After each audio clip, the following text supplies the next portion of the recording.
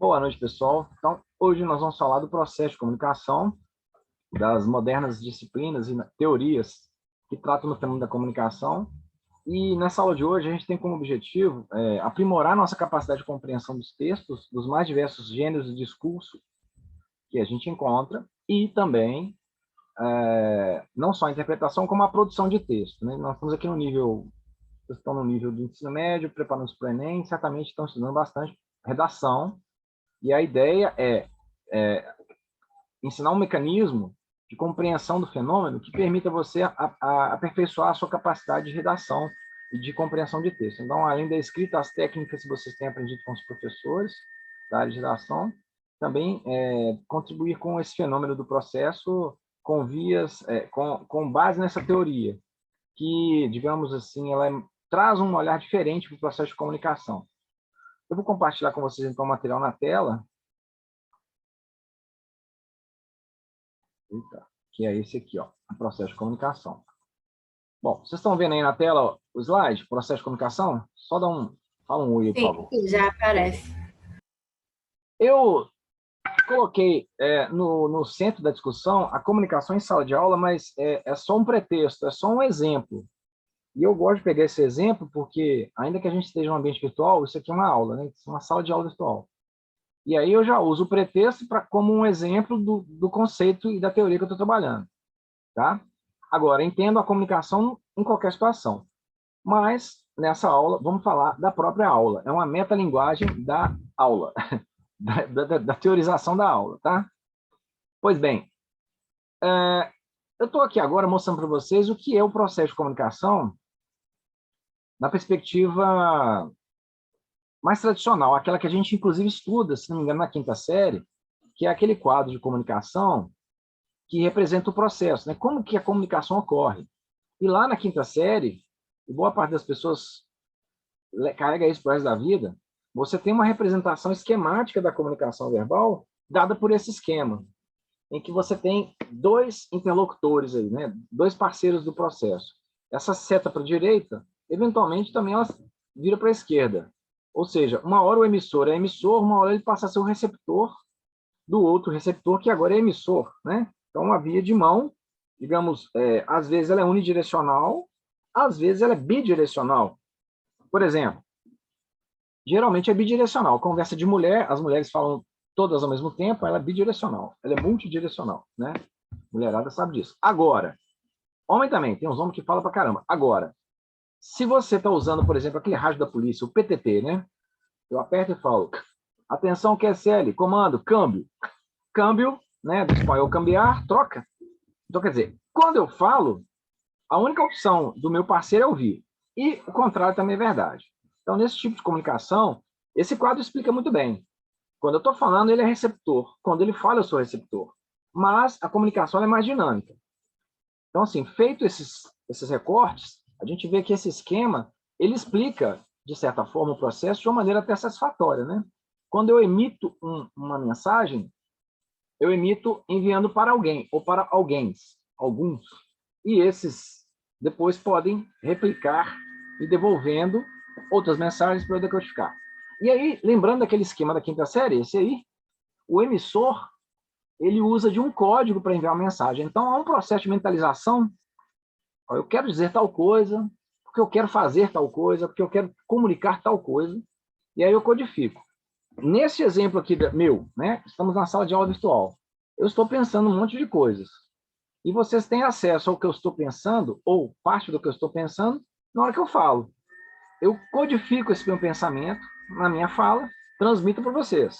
Então, através desse código, essa mensagem chega até vocês, que no caso são os receptores. Cabe a vocês, então, decodificar, né? Primeira coisa, qual é a condição para que haja comunicação? Primeiro que haja um emissor e um receptor. Cá estamos nós, eu aqui, vocês aí, nesse momento, com base nesse esquema. Na hora que eu penso alguma coisa, eu vou codificar e vou transmitir. E vocês precisam ter a capacidade de decodificar o que eu estou dizendo. Quais são essas condições nesse sentido?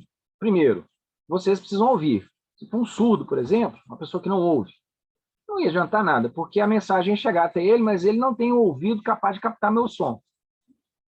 Né? Como eu não estou fazendo linguagem de sinal, que a comunicação não ia ocorrer. Uma outra condição, não, professor, as pessoas escutam, ok, elas precisam entender o que eu estou falando. Ou seja, eu não estou dando aula para alemães nem para chineses. As pessoas com quem eu estou falando entendem a minha língua portuguesa. Né? Então, condição, as pessoas que estão do outro lado precisam receber, ouviu? Ouvir. Entende o que está falando? Entendo português, estou entendendo perfeitamente. Ok. Então, a mensagem foi passada porque tanto emissor quanto receptor sabem codificar e decodificar o conteúdo da mensagem. E esse conteúdo é enviado por um canal. No nosso caso aqui, o canal ele é, vamos dizer, eletromagnético, né? Um canal de internet que vai por cabo, por satélite, né? Capta a imagem e o som, e vocês têm a capacidade de enxergar, ouvir, e sabem ler e ouvir em português, e aí vocês estão decodificando a mensagem. Analisando rapidamente esse esquema, eu creio que todo mundo já deve ter visto e entende perfeitamente, né? Não é verdade? Isso aí vocês já viram e entendem tranquilamente, ok? Ok. Ok. Tranquilo. Oi, pode falar. Tá tranquilo. Tranquilo, né? Beleza. Agora, uma outra questão. Vocês acham que esse esquema ele consegue representar na totalidade o processo de comunicação? Sejam sinceros, assim. Pode falar que, eu acho que sim, eu acho que não, eu não sei. Não. Quem falou não? Também acho que não. Quem falou não aí? Quem falou não morreu? Eu, a Ainá e a Laura. A Nara e a Laura. Tá. Alguém mais acha que não? Ou acha que sim? Ou não acha nada? Acho que não. Eu acho que não. Acho que não também. Então tá. Então, ô Vinícius, por que você acha que não? Eu acho que se trata de um processo muito complexo, sabe? E Aham. pode ter várias vertentes além do que está aí. Como você disse, os elementos eles podem estar conectados em outras ordens. Então, acho que é mais complexo realmente do que é apresentado aí nessa sequência. A gente tem essa intuição, né? Assim, poxa, esse esquema é muito simples. Embora, quando a gente está conversando, que a gente fala e a pessoa nos interrompe e fala ao mesmo tempo, esse quadro, ainda assim, ele dá conta disso, né? Porque o emissor e receptor ficam se alternando ao mesmo tempo ou cada um na sua vez, né? Isso depende do canal, porque uma conversa presencial, a gente fala junto do outro, a gente consegue até fazer duas conversas, né? As mulheres, de novo, a gente consegue falar de dois assuntos ao mesmo tempo, enfim, dá para fazer isso tudo. E esse quadro vai contemplar isso? Vai. Mas tem uma outra questão muito mais complexa que está por baixo aí, né? Que tem a ver com a situação de comunicação. Esse incômodo que a gente tem de pensar que isso não representa na complexidade todo o processo, ele sempre incomodou os acadêmicos e tal. E aí, durante o século XX, alguns linguistas começaram a pesquisar isso e tentar propor respostas a essas questões. Tá? Eu ainda vou falar um pouquinho desse quadro, né? Apesar de que, embora isso fosse bem consolidado no início do século XX, houve no mesmo início do século, por volta dos anos 20, um linguista russo chamado Mikhail Bakhtin, que ele colocou algumas questões muito interessantes para a gente pensar. Eu vou ler o trecho, que é o trecho desse livro dele aí, do ano de 2000, que é A Estética da Criação Verbal, que é o seguinte: na linguística, até hoje, no caso dele aí, anos 20, do século 20, persistem funções tais como ouvinte e receptor, os parceiros do locutor. Né? Tais funções dão uma linguagem totalmente distorcida do processo complexo da comunicação verbal. Ou seja, o que a gente acabou de falar aqui, o incômodo que o Vinícius falou, já existia. Né? Então, nos cursos de linguística geral, até nos mais sérios, como o de Saussure, que é você já deve ter escutado falar dele aí na aula de português e de redação, Ferdinand de Saussure, que é o cara que, digamos, é um dos pais da linguística ocidental assim, moderna. Os estudiosos comprazem-se em representar os dois parceiros da comunicação verbal, o locutor e o ouvinte, quem recebe a fala, né, o ouvinte é quem recebe, por meio de um esquema de processos ativos na fala do locutor e dos esquemas de processos passivos de percepção de quem está ouvindo. Então, quem fala é ativo e quem escuta é passivo. O que ele está contestando é que isso não é verdade. quem fala é ativo, mas quem ouve também é ativo. Porque é muito comum eu dizer assim, relacionamento. Vamos falar de relacionamento. A pessoa fala assim, oi, meu bem, você tá triste? Aí o que a moça fala? Tô não. Aquele não quer dizer sim. Ou então ela fala, não, tô sim. Aí o cara, tá? Por quê? Né? Quer dizer, eu tenho várias formas de dizer não, até mesmo dizendo sim, ou até mesmo não falando nada. Então, às vezes, o sim, você pega o texto da fala. O que há com você, meu bem? Ela, nada, não tem nada.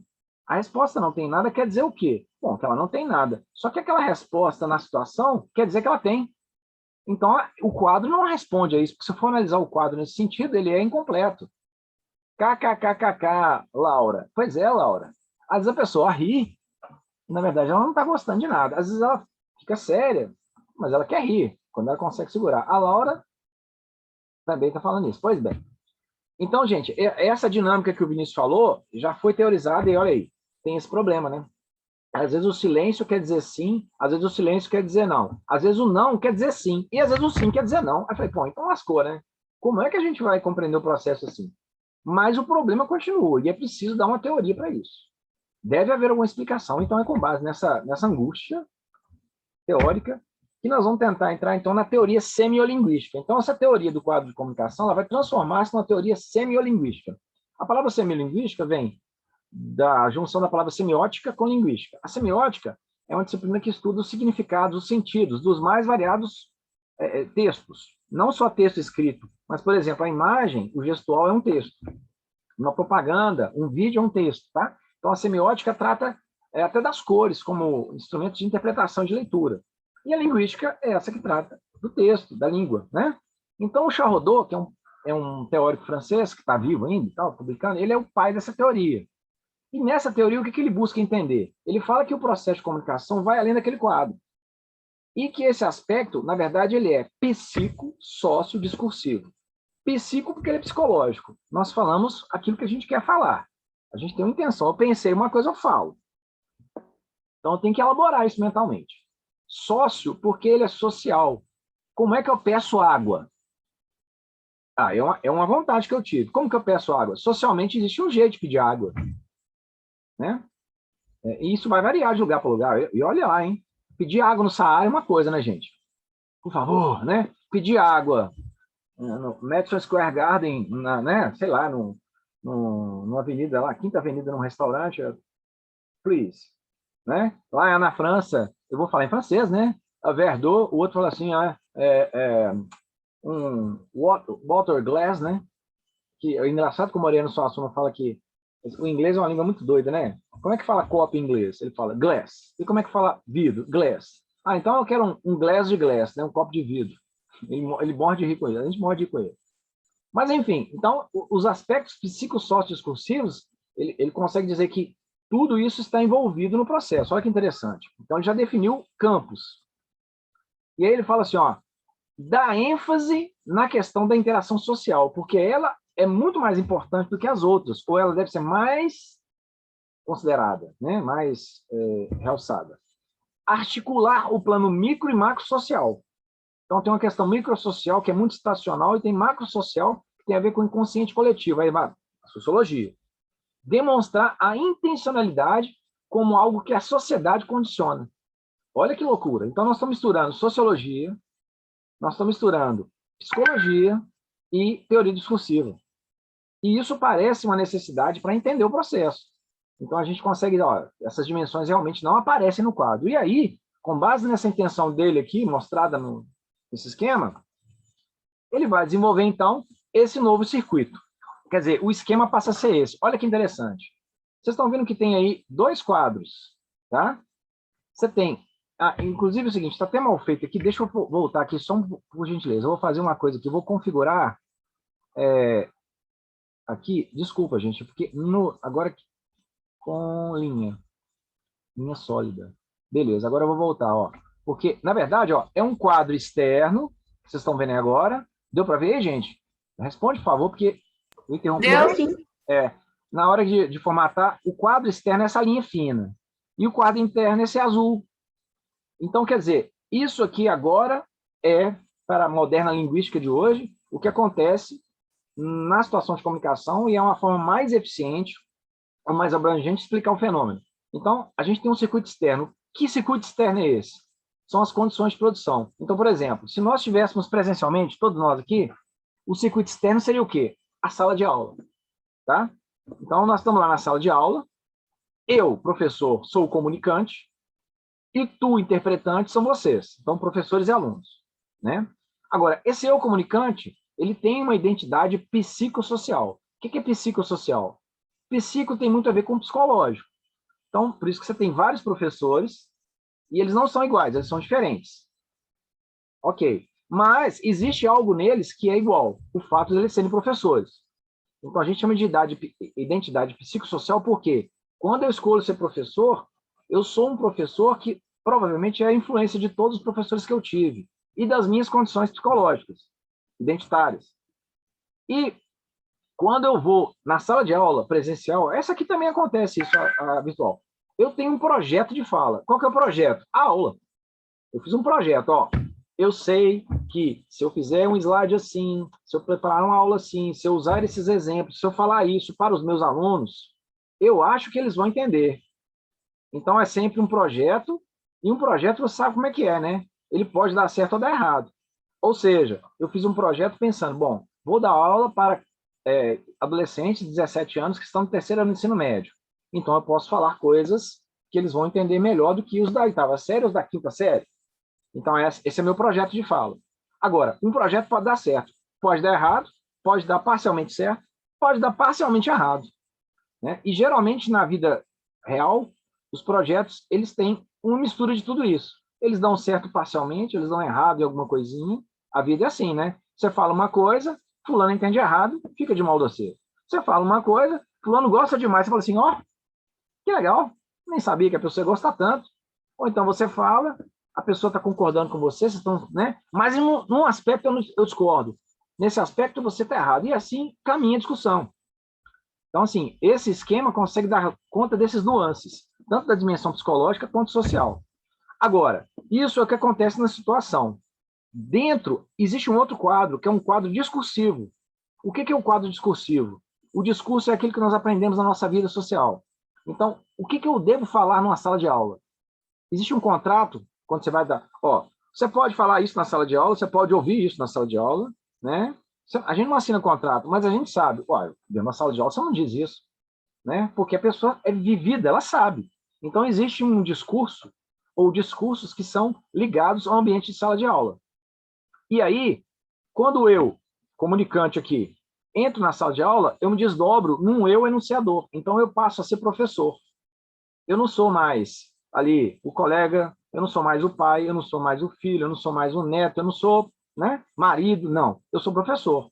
Aí os alunos na sala de aula falam assim, não, professor, teve um dia que eu dava aula na faculdade, o cara me parou, ô, professor, me viu no boteco, beleza? Uai, você bebe? Eu falei, não pode? É proibido, professor, beber? Quer dizer, o cara está com a imagem dele o quê?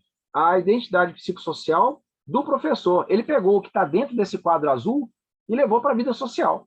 Ué, eu estou interpretando aqui um papel. Né? Quando eu estou dando aula, eu interpreto um papel, assim como vocês também interpretam um papel, vocês fazem papel de aluno. E aí tem vários papéis de aluno. Tem aluno que quer ser o melhor da sala, tem aluno que é o mediano, que passa por 60, tem aluno que é bagunceiro, tem aluno que fica fazendo piada, tem aluno que faz piadinha do professor, tem aluno que fica charge do professor, tem aluno que faz a gozação com o outro, tem aluno que é mais colaborativo, tem aluno que, quando vai fazer trabalho, todo mundo quer ele porque ele faz tudo e os outros não fazem nada, tem aluno que é um cara que é bom para escrever, tem outro que é bom para pesquisar. São identidades, cada um escolhe a sua, né? E elas são válidas, ou inválidas, dependendo, né? Os alunos ruins, por exemplo, não passam de ano, né? Então, e o professor é a mesma coisa, tem professor que é mais rígido, tem professor que é mais brincalhão, tem professor que é mais gente boa, tem professor que é mais rigoroso, né? São lugares sociais. Então, o enunciador, eu escolho que enunciados eu vou dar. Quando eu falo determinada coisa, eu estou conquistando um espaço de professor X. Então, tem um leque de professores na vida social, misturado com o psicológico, que vai dar as estratégias de fala. Que modo do discurso eu vou usar? Aqui, por exemplo, qual é o modo do discurso que eu estou usando? Eu estou usando o discurso didático. E o modo aqui está sendo o discurso expositivo. Eu estou expondo conceitos. Explicativo, narrativo, eu cito exemplos, eu conto histórias para narrar, em forma de exemplo, os conceitos. E nessa questão da aposta, eu aposto que se eu fizer isso, vocês vão entender. Aí que tá. Eu vou perguntar agora, gente, a minha aposta está dando certo? Vocês estão entendendo o que eu estou falando? Aí alguns vão dizer sim, não, mais ou menos. E aí? Digam. Sim, tá claro. Tô entendendo. Ó, quem falou sim, eu achei muito pouco. Achei assim, se sim foi assim, sim, né? Fazer o quê, né? Quem falou sim? Não, não foi nesse sentido, não. Eu sei, tô brincando. Mas assim, quando a pessoa fala para você assim, você gostou? Sim. Né? Imagina, você faz um prato na sua casa, a pessoa, você gostou da minha comida? A pessoa fala, sim. O que você pensa? E o cara não gostou. Então, assim, a mesma coisa, né? Então, é por isso que é bom. Sim, mas por que sim? Né? Aí, ela falou sim, que ela tá gostando. E quem falou mais alguma coisa aí? Falou o quê? Deixa eu ver. A Manuela Eu falou, falei que eu tô entendendo. assim, odeio quando acontece. É o caso da comida, né? Não ficar boa, né? Pois bem, então, gente, tá vendo que esse quadro, aí quem foi o Vinícius, né? Tá vendo como é que esse quadro é mais interessante? Ele dá conta da questão psicológica, então entram os estudos, as teorias da psicanálise, da psicanálise e da psicologia, para entender as identidades sociais e psicológicas. Entra a sociologia para dar conta da identidade social, do inconsciente coletivo, né, e das categorias das teorias sociológicas, para entender o circuito externo e o que ele faz no interno, né?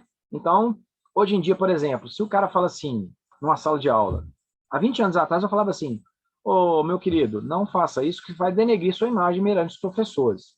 Hoje em dia, se você usar a palavra denegrir, ela é encarada no circuito externo, na sociedade, como uma fala preconceituosa que tem relação com a escravidão. Porque por que denegrir tem a ver com coisa ruim?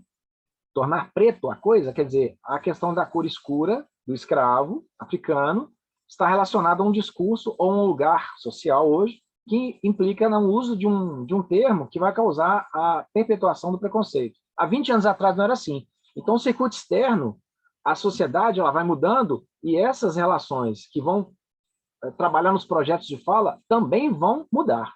E esse quadro dá conta disso, porque ele pega essas teorias da sociologia, da psicologia e vai trazer para a análise do discurso, que é o tema da aula, né? Que é a teoria geral da semiolinguística. E o contrário também acontece. Quando o destinatário não entende totalmente ou entende, ele dá um positivo. Ele pode fazer uma expressão no rosto. Geralmente, quando eu estou dando aula que os alunos estão gostando, eles ficam com um zoião desse tamanho assim, ó. Aí eles ficam assim, o cara nem respira. É engraçado, eu acho legal pra caramba, né? Aí, de repente, o cara, você dá um exemplo, ele ri. E aí ele fala assim, você está rindo por quê? Eu falo, não, pessoal, estou lembrando uma coisa aqui que é exatamente isso. Aí você está vendo que a pessoa, quando vem com a resposta de pronta, né, prontamente assim, é que essa pessoa está conectada com o que você está falando. Então, a minha aposta, o meu projeto de fala está tendo uma boa repercussão, ou seja, os alunos estão entendendo o que é mais importante. E aí, o eu comunicante fica feliz, porque ele foi lá na condição de professor da aula e os alunos estão gostando e a aula está indo. Ótimo. Mas acontece o contrário, a aula pode não ir tão bem, os alunos podem não gostar e a coisa não flui muito bem. O que a gente faz nessa hora, gente? Você reelabora o projeto na hora. A coisa começou a dar ruim, você muda. Isso acontece numa conversa, você fala uma coisa numa reunião de colegas, aí alguém se sentiu, nossa, você falou uma coisa, aquele ato falho, nossa, você ofendeu fulano quando disse tal coisa. Todo mundo comete isso, gente. Eu também, óbvio. E aí você vai e dá uma mudada no discurso assim, apazigua e muda de assunto. É uma forma de falar assim, nossa, meu projeto de fala saiu meio torto. E aí eu percebi, pela expressão facial, a pessoa não falou nada, que eu feri aquela pessoa. Ou às vezes ela pode falar, né? Também pode. Então, tudo isso está dentro do quadro, olha que interessante. Então, ele aborda não só um esquema, mas também todo o processo. Gente, faltam 10 minutos. Eu quero mostrar para vocês só mais uma coisa aqui, antes de terminar, né? Que nessa discussão em sala de aula, a gente tem a questão do ethos, do patos e do logos. Vocês devem ter visto isso em filosofia e linguagem. O ethos é ligado à autoridade de quem fala. Então, autoridade em que sentido? Da competência. Por exemplo, eu estou aqui falando para vocês de uma coisa que eu estudei. Eu sou professor, né? Então, o que é que ocorre?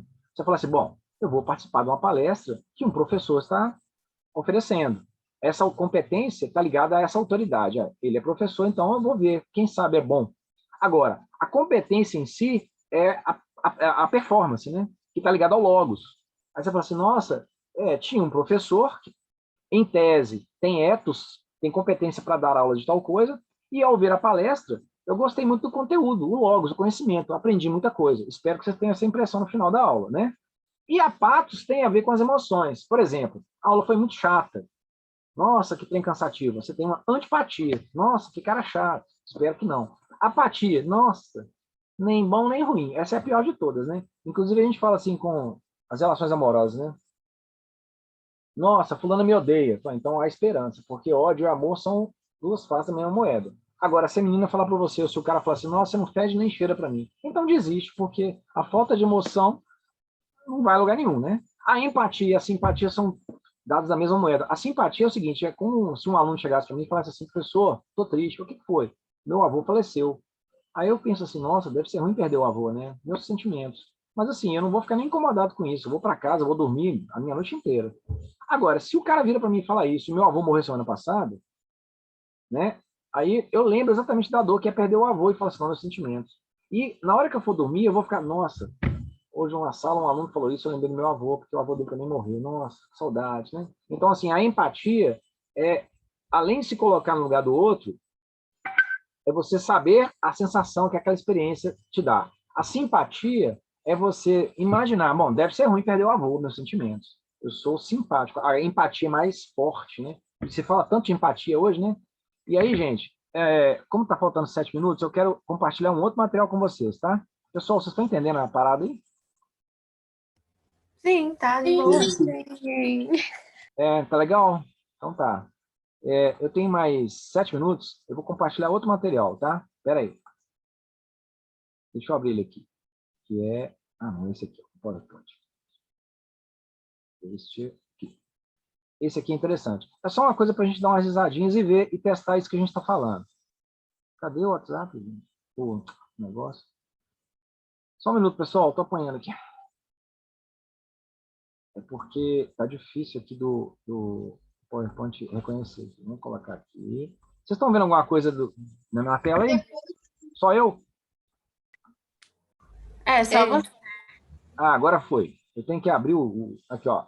Eu estou mostrando capas de jornal, tá? Tá Capa de aparecendo. jornal, capa de jornal Folha de São Paulo. Bom, Bolívia suspende confisco das receitas da Petrobras. Isso foi na época do Evo Morales, que ele era presidente, ele quis desnacionalizar, quer dizer, ele quis nacionalizar uma petroleira que era brasileira, a Petrobras abriu uma refinaria lá. Então você vê que isso aqui o que é? Ai, pessoal, isso aqui, Bolívia suspende confisco, está dentro daquele né, processo todo que envolve a notícia, né? Olha lá, linguagem terceira pessoa, né? Ela, né? A Bolívia suspende confisco. Estatal disse que não aceitava ser expulsa do país e ameaçou a justiça. Quando a estatal disse, é o discurso relatado, né? Quer dizer, a Petrobras disse, né? Então ele está reescrevendo, redizendo o que disse a Petrobras. Quer dizer, a notícia, essa competência que nós temos de reconhecer a notícia, faz com que a gente espere, ao ler a notícia, encontrar ela no formato de notícia. Linguagem impessoal, terceira pessoa. Eu não vou colocar opinião aí, né? Penso que a Bolívia está errada. Não, aí já é artigo de opinião, né? E por aí vai. E aí eu queria mostrar para vocês algumas coisas muito engraçadas. Tinha um jornal nos anos 70 e 80, que era esse aí, o Notícias Populares, esse que tem aqui, ó, no canto superior direito. Essa era a capa do jornal. E veja bem, o jornal era porrada e sexo. Então, olha a capa. Brocha torra o pênis na tomada. Você está passando na rua, numa banca de revista, vê um negócio desse, você fala assim, meu Deus, o que é isso? Ó, aí tem uma animação logo abaixo aqui, com uma espécie de história em quadrinho com o cara supostamente queimando o pênis na torrada. Agora, o que ele ia fazer enfiando na tomada é que isso ajudava a vender o jornal, né? Olha outra coisa aqui, ó. Haja saco, políticos vão à TV. Bacanal de sangue na favela. Ô, gente, imagina isso, gente. Um bacanal terminar em sangue. O que é isso? Pode ser várias coisas, né? Cara, isso é uma loucura. Esse jornal era uma piada. Olha só esse outro número, olha. Padre extermina 15 diabos por domingo. Cara, isso é fantástico. Notícias populares. Olha a mulher aqui orando. Nada contra os religiosos, viu, gente? Mas isso era a capa do jornal, né? Então isso causava o quê? Você está passando na rua, não, vou comprar jornal, quero ver isso, né? É uma piada. Olha esse aí, gente. Aluno é expulso por causa do chulé. Mãe revoltada diz que a coisa vai feder pro lado da professora. Isso é uma capa de jornal, cara. Então, esse jornal ele conseguia subverter a ideia de jornal. A chamada era fantástica. E a gente vê que isso aí é o pai do Super, que a gente tem hoje, né? Super, o Aqui. É muito interessante. Tem mais. Teve na época, essa aqui não, teve na época, esse jornal saía toda semana e fazia a história do bebê diabo. Então surgiu um boato que o bebê diabo, a loura do Bonfim, tipo isso, o bebê diabo foi visto no ABC Paulista. Olha lá, médico afirma, o bebê diabo nasceu no ABC. Então pegaram, fala de um médico que falou, eu fiz o parto do bebê diabo. Olha que coisa. Depois, olha esse cara na capa. Esse cara foi sequestrado por seres de outro planeta, olha lá. Olha a cara do sujeito, ele não é normal, não é uma gozação. Cadê o bebê diabo? Não, aqui não tem bebê diabo, não. Ah, não. Fanáticos ameaçam bebê diabo no ABC. Tem uma ilustração com um bebê numa árvore. E aí tem uma mulher quase pelada, né? Exorcista surra e mata a mulher para espantar Satã. E por aí vai. Fumou 110 cigarros de uma vez. Olha as notícias, são populares, né? Depois vem disco voador colide com ônibus no BR-116. Ô, gente, é um negócio interessante, né? Olha lá. Só piora. 2 mortos no duelo pelo amor. Mais 7 viram um bebê diabo. Olha a cara das pessoas. Olha aqui. Cada uma deu seu depoimento. Eu vi, né? Eu vi e tal. E tem uma outra que é muito legal. Bebê diabo desaparece. Povo do ABC Paulista está rezando. O menino sumiu. Para onde foi? Outra notícia muito importante. Maconha líquida apavora o mundo. Imagina. Pois bem. Vamos ver a última. Deixa eu ver a última. Essa aqui de um outro jornal, ó. Trocou maçã importada pela Nacional. Aí tem assim, né? Bolsa cai, mas cavaleiro pega do chão e devolve para a dona. Ou seja, esse jornal ele faz paródias de notícias com cara de seriedade, só que não tem seriedade nenhuma. E aqui tem alguns anúncios publicitários. Ô, gente, está faltando um minuto. Eu não vou ler os anúncios, não. Nós vamos fazer o seguinte. Eu queria convidar vocês para a próxima semana, nesse mesmo horário, às 19 horas, quarta-feira às 19 horas, a gente fazer uma outra live, a segunda e última, tá? Eu não falei antes porque eu queria ver se vocês iam gostar. Como eu acho que vocês estão gostando, bebê diabo, eu queria que vocês, por gentileza, comparecessem na próxima semana, que eu tenho que fazer 2 lives. E aí eu vou continuar falando disso aqui e vou falar de mais algumas questões para ajudar vocês a interpretação de textos e mostrar algumas curiosidades do processo de comunicação. E aí, por exemplo, olha só, olha esse anúncio de detetive, são paródias, né? Wilton Detetive, infidelidade financeira, consumidores infiéis, golpes do baú, grampo de cabelo, rastreio e troco desaparecido, sigilo absoluto. São todas paródias, né? Madame Zoreia, vidente com experiência, saiba tudo sobre seu futuro econômico, preveja juros de cheque especial, leio mão fechada e leio carta de crédito. Narcisos Clinic, massageando seu ego e seu bolso, atendentes, cheque 5 estrelas. Aceitamos todos os tickets. Declaração à praça. Olha lá, eu, Narjara Molinete, declaro que estou duro até o final do mês e peço para que ninguém venha me incomodar, porque vontade de pagar dívidas eu tenho. Essa cara de pau, né? Linha quente. Ligue para nós e liberte todas as suas fantasias. Falamos quantos que você ganhou na bolsa, quanto você gastou, quanto dinheiro você tem na carteira e deixa a gente louquinha. Né? É uma paródia. Ô, gente, é isso. É só para vocês verem assim que quando você conhece bem os funcionamentos de cada discurso, quando você quer fazer uma piada, se você mudar a forma, o conteúdo dele, isso vira uma boa piada. Pessoal, então eu conto com vocês na próxima semana. Vocês têm alguma pergunta antes de terminar? Menos de 1 minuto? Não, nenhuma pergunta, não. Pessoal, então, eu espero que vocês tenham gostado. E a gente vai continuar na próxima semana com um pouco mais sobre esse assunto, tá? Eu queria agradecer. Muito obrigado. Foi A ótimo. gente agradece. A Obrigado, aula foi gente. muito boa, muito Tá engraçada. Eu Adorei. espero com mesmo. vocês. Eu espero vocês, então, na próxima semana. A gente faz mais uma. Tudo Tá bom? bem. Valeu, Beleza. gente. Ok. Obrigado. Tchauzinho. Tchauzinho. Tchau, gente. Tchau. Tchau.